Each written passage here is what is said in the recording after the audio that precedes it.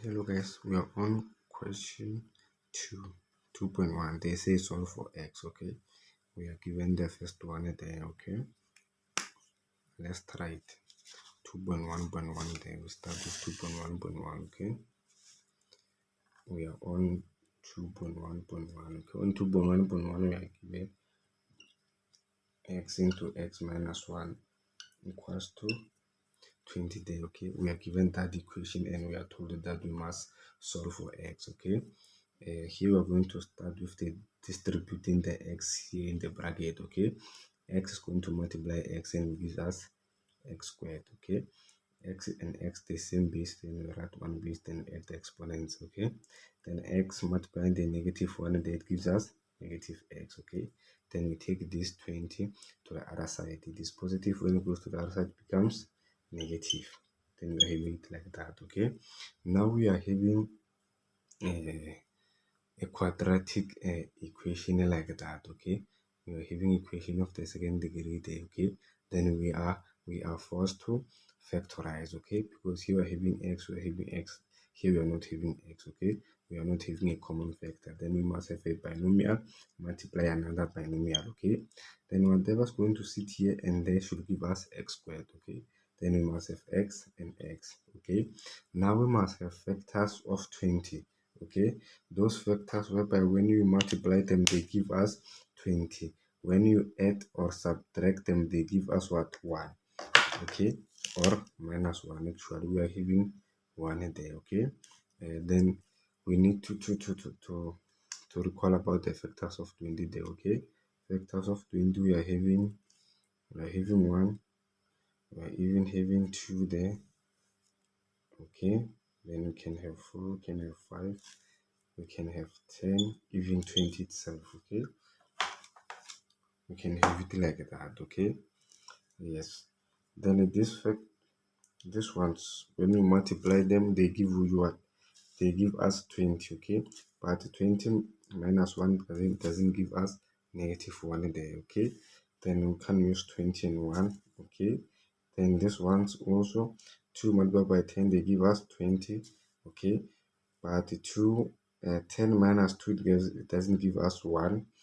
2 minus 10 doesn't give us negative 1 there, okay? Again, we are having these ones here. So I was talking about 2 multiplying 10 there, okay? It gives us 20, but 10 minus 2 doesn't give us 1, or 2 minus 10 doesn't give us negative 1, okay? Then we are having these ones.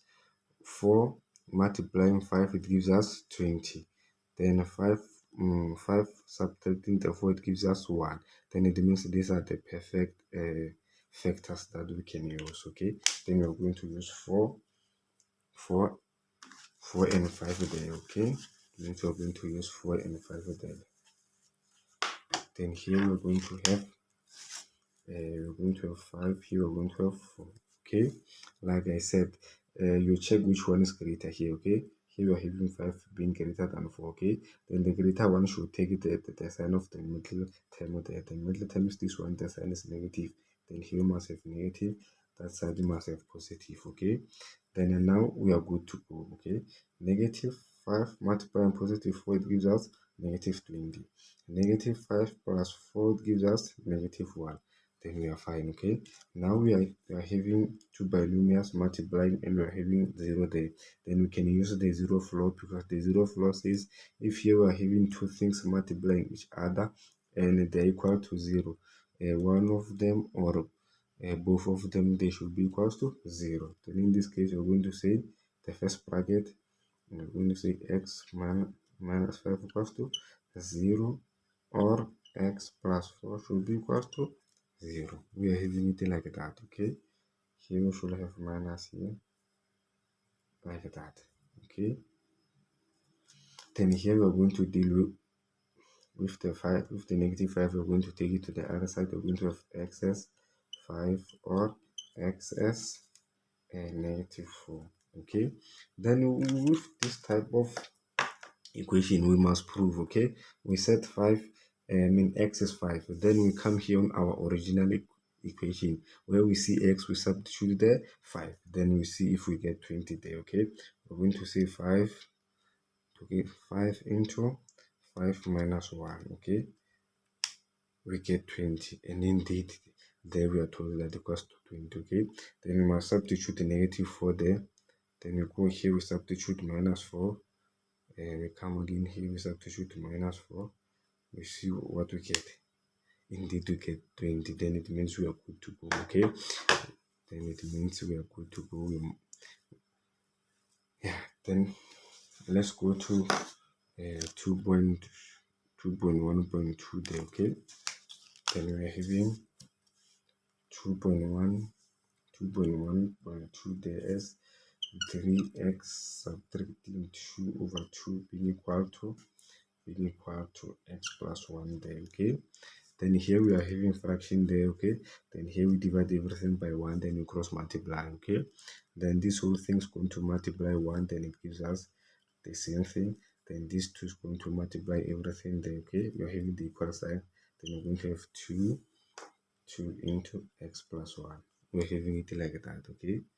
Then now we deal with meters decisively. We're going to have 3x subtracting the 2. 2 multiplied by x gives us 2x. 2 multiplied by 1 gives us 2, okay. Then we take everything this side to the other side, okay. We take everything to the other side, then we're going to have 3x, okay. Then we take this 2x to the other side, we're going to have negative 2x is positive, to the other side is going to be negative. I'm grouping the like terms here. Then here I'm still having negative 2. Then this 2 to the other side, when it becomes negative, then I remain with that, okay. Or actually here, but it's fine. Then here 3x subtracting the 2x, I remain with x there, okay. I remain with x. And then a negative 2 subtracting another negative 2, get negative 4 equals to 0, okay. Then this negative 4 to the other side, then we have our x, we have our x equals to 4, okay. Then here it means it was not even necessary to take this to the other side. We were supposed to take this to the other side, but it doesn't matter, okay. Then that's how we've managed to solve for x there, okay. Bye.